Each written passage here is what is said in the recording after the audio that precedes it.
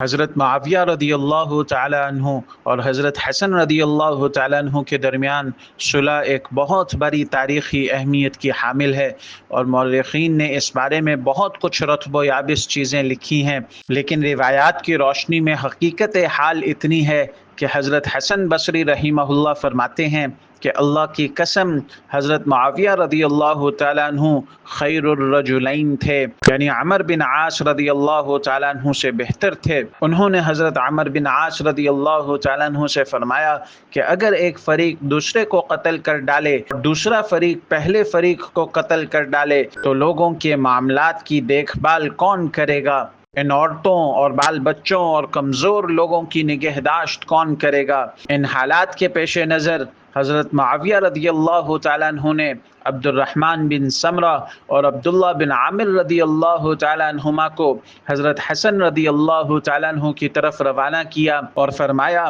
حضرت حسن رضی اللہ تعالیٰ عنہ کے پاس جا کر صلح نامہ پیش کیجئے اور انہیں صلح پر آمادہ کیجئے۔ یہ دونوں حضرات حضرت حسن رضی اللہ تعالیٰ عنہ کے پاس پہنچے اور صلح کی دعوت دی۔ اس پر حضرت حسن رضی اللہ تعالیٰ عنہ نے فرمایا کہ ہم بنو عبد المطلب ہیں اور اپنے اہل و عیال، اقربا اور خدام پر بخشش، توسع اور کرم کرنا ہماری جبلت میں داخل ہے، اور اس مال سے ہم سب کے حقوق ادا کرتے ہیں۔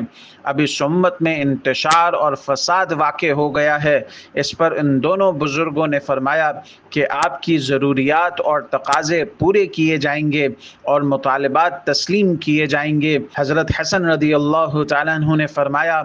ان وعدوں کے ایفا کا ذمہ دار کون ہوگا؟ ان دونوں نے کہا کہ ہم ذمہ دار ہیں۔ اس کے بعد مسئلہ خلافت میں حضرت حسن رضی اللہ تعالیٰ عنہ نے حضرت معاویہ رضی اللہ تعالیٰ عنہ سے صلح کر لی۔ اس مقام پر یہ بات بھی قابل التفات ہے کہ یہ صلح نبوت کی عظیم پیش گوئی تھی، اور علماء کرام نے یہ لکھا ہے کہ حضرت حسن رضی اللہ تعالیٰ عنہ نے حضرت معاویہ رضی اللہ تعالیٰ عنہ کے ساتھ بشرائط صلح اور مصالحت کر کے بیعت کر لی تھی، اور اس پر راضی اور مطمئن تھے۔ جن امور کی انجام دہی کی ذمہ داری قبول کی ان کو پورا بھی کر دیا تھا۔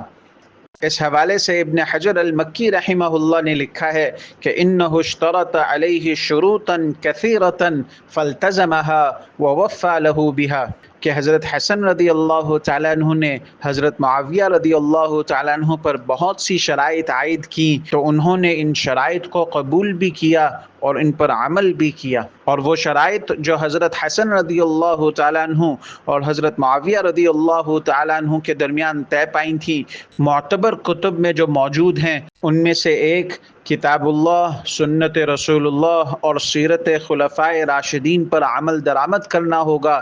دوسرا یہ کہ کوفہ کے بیت المال سے 5000 درہم حضرت حسن رضی اللہ تعالیٰ عنہ کے ہوں گے اور دار ابجرد کا خراج بھی انہیں ملے گا۔ تیسری شرط یہ مذکور ہے کہ ہر اسود اور احمر کو امان دی جائے گی، یعنی عام رعایا کو امان ہوگی۔ اسی طرح صلح کی یہ شرط بھی ملتی ہے کہ حضرت معاویہ رضی اللہ تعالیٰ عنہ کے بعد خلیفہ کا تقرر شورا کے فیصلے پر موقوف ہوگا، اور معتبر کتب میں موجود ہے کہ جن امور کی انجام دہی کی ذمہ داری حضرت معاویہ رضی اللہ تعالیٰ عنہ نے قبول کی، ان کو پورا ادا کیا۔ یہی وجہ ہے کہ ابن حجر المکی رحمہ اللہ نے تحریر فرمایا کہ انہ اشترط علیہ شروطا کثیرتا فالتزمها ووفى له بها، کہ حضرت حسن رضی اللہ تعالیٰ عنہ نے حضرت معاویہ رضی اللہ تعالیٰ عنہ پر بہت سی شرائط عائد کی تو انہوں نے ان شرائط کو قبول بھی کیا اور ان پر عمل بھی کیا۔